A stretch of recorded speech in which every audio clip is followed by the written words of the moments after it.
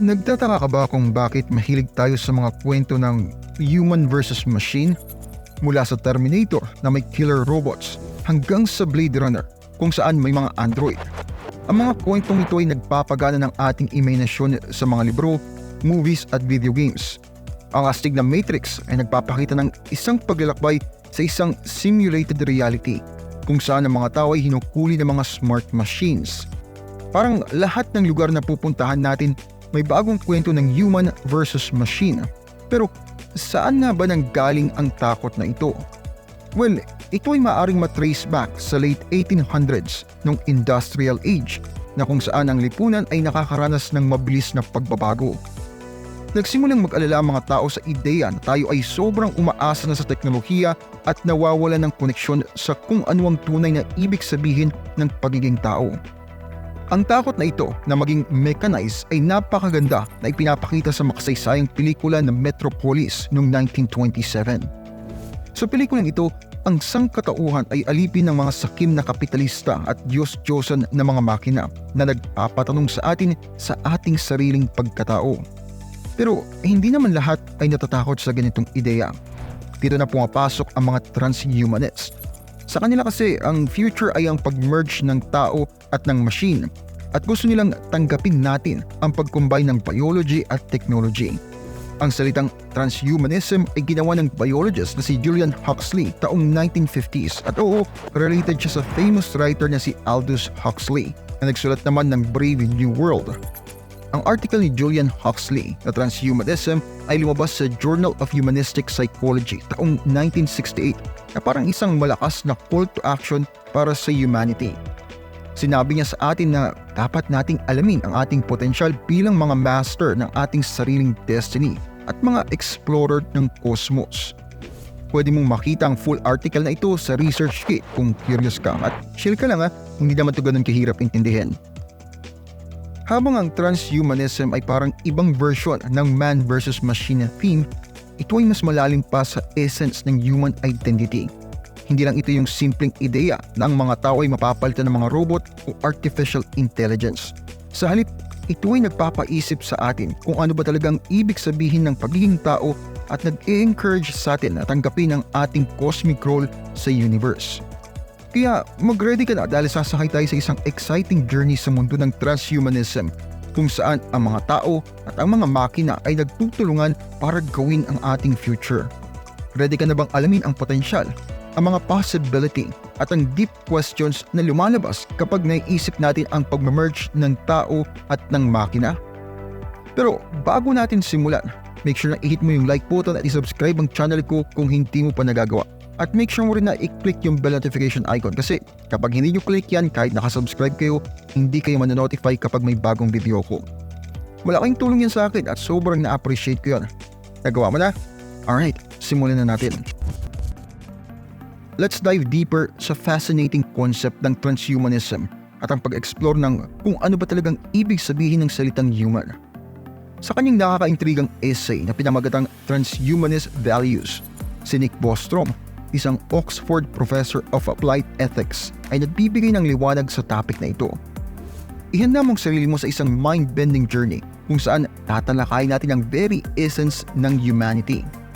So, ano nga bang human? Ito ba'y isang abstract at laging nagbabago ng meaning? O ito ba'y isang fixed state na nakadefine sa ating biology? Para may pakita ang point na ito, tignan natin ang isang sikat na character sa science fiction, si Data mula sa Star Trek The Next Generation.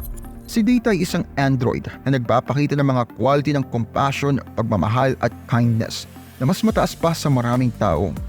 Kahit may circuitry siya ay may true essence ng humanity. Ito ay nag-challenge sa ideya ng pagiging tao ay base lang sa ating physical biology.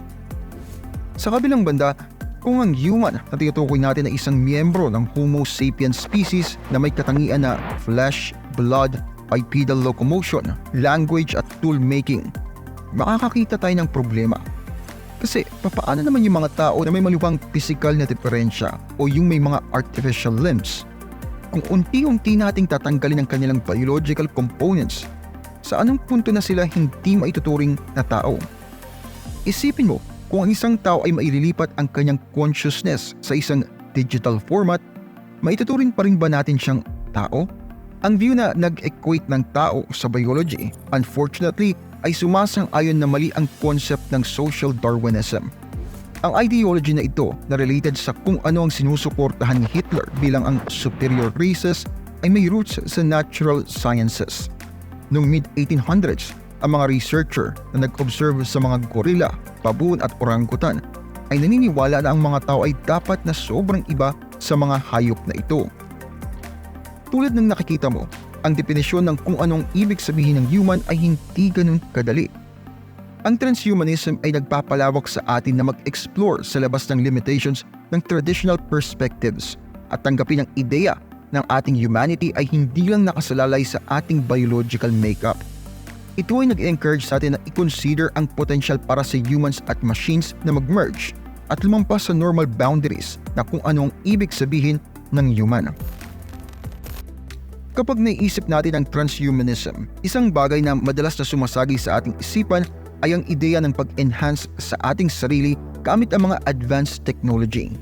Ang mga enhancement na ito ay pwedeng magkaroon ng iba't ibang klase, tulad ng mga neurological plug-in na nagkukonekta sa mga doktor sa mga surgical machines sa buong mundo, memory-enhancing drugs na nagpapagaling sa academic performance o exoskeletons na tumutulong sa mga sundalo na mabitbit ang mabibigat na mga supplies sa delikadong mga sitwasyon.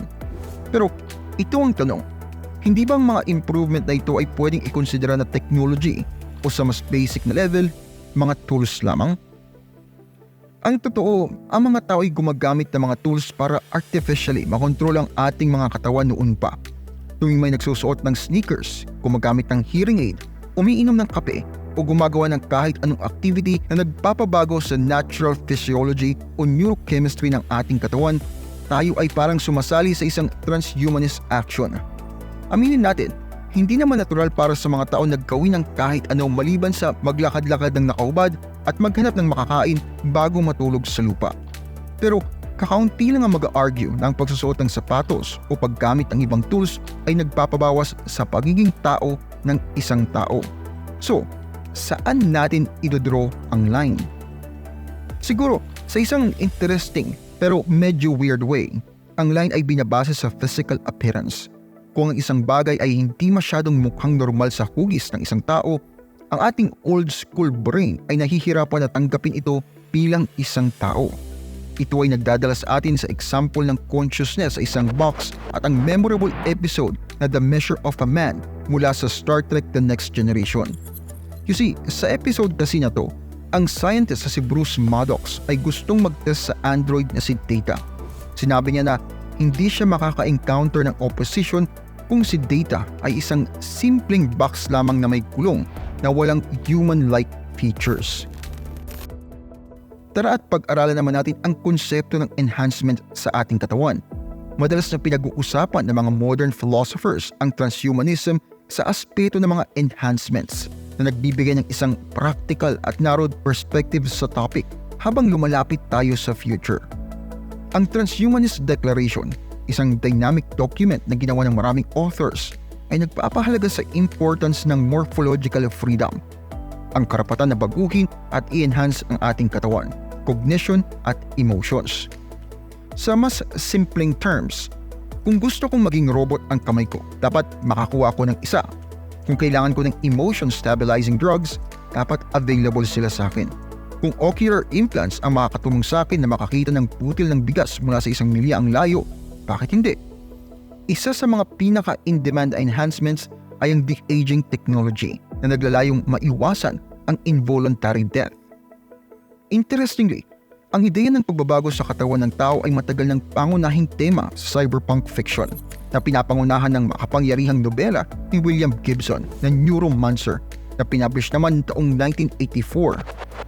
Isipin mo na lang isang mundo kung saan bumibili ang mga tao ng upgrades para sa kanilang mga implants, kung saan nagiging luma ang mga teknolohiya na hindi na uso, at kung saan nakakaranas ang individual ng FOMO o Fear of Missing Out. Kung meron ng kanilang mga kaibigan na mga pinakabagong enhancements tapos sila wala. Siyempre, ito ay humahantong sa isang dibisyon sa pagitan ng mayayaman na kayang bumili ng magagarang enhancement at ng iba pa na nagpapalala sa mga issue ng class system na tila hindi na malulutas. Ang mga isyong ito ay tinalakay sa isang article na pinamagatang Transhumanism, the Big Fraud Towards Digital Slavery sa International Physics, Medicine and Rehabilitation Journal. Sa isang interview naman sa IAI Player, ang philosopher na si Andres Sandberg ay nagbigay ng liwanag sa isang mahalagang aspeto, ang affordability ng mga enhancements na ito. Sinabi niya na ang mga gadgets at one-time purchase ay karaniwang nagiging mas affordable sa paglipas ng panahon.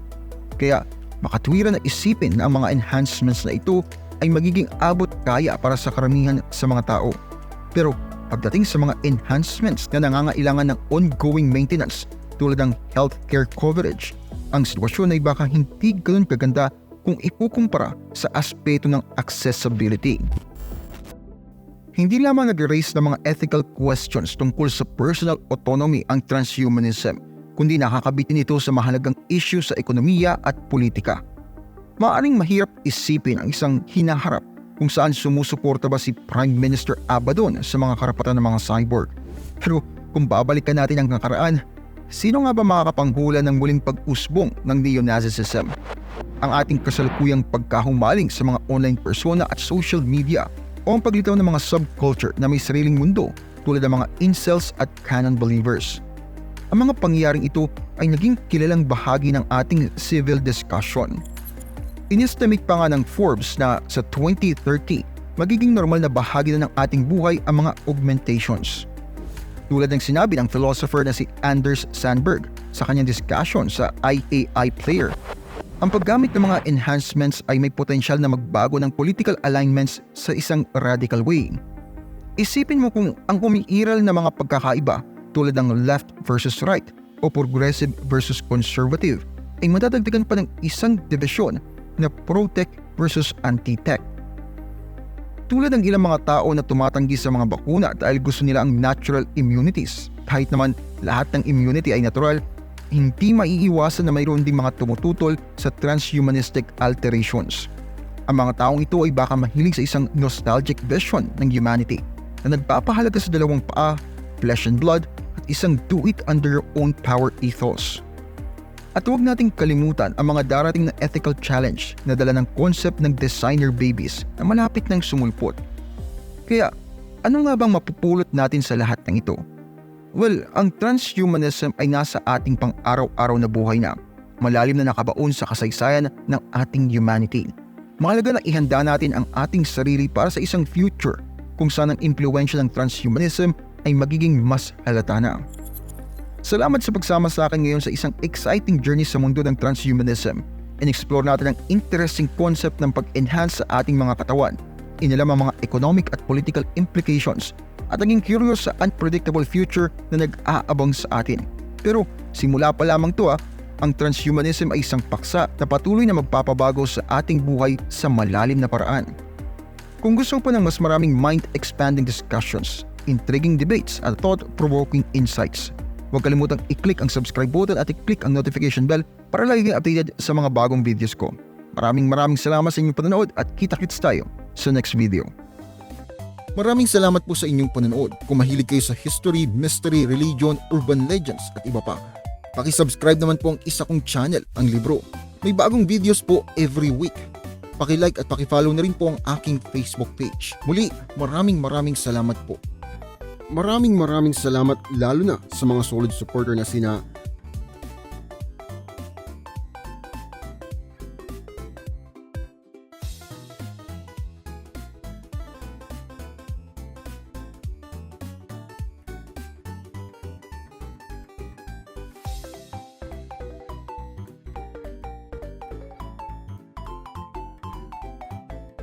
meron po tayong member content, pakicheck na lamang po ang playlist. Marami-rami na rin pong nakalagay doon. Muli, maraming salamat po sa inyong patuloy na pagsuporta.